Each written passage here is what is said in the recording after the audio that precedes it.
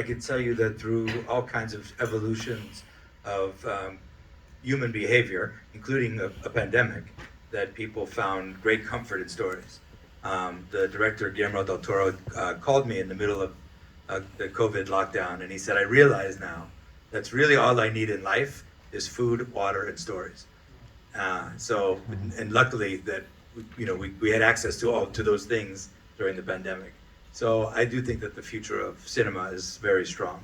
I do think there's a lot of changes in technology that make good storytellers great storytellers, and tools that really do help the process in so many ways. And how we harness them and how we use them will determine how we do things. But at the end of the day, it's all in support of telling great stories. So in that way, I think how people watch something, what size of a screen they watch it on.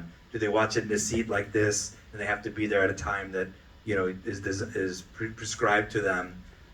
That seems a little less and less in step with people's lives.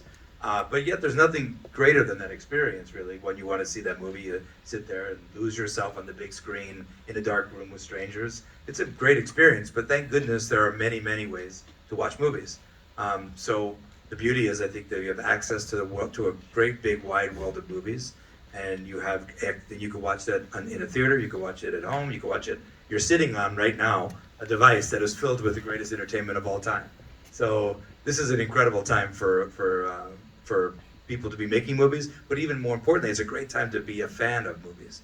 So usually trying to harness the advances in technology to make it a better film experience for consumers is really the drive. And that's really why I think through the invention of the internet and smartphones and TikTok and social media, through all those things, professional storytelling has been incredibly healthy, television and film.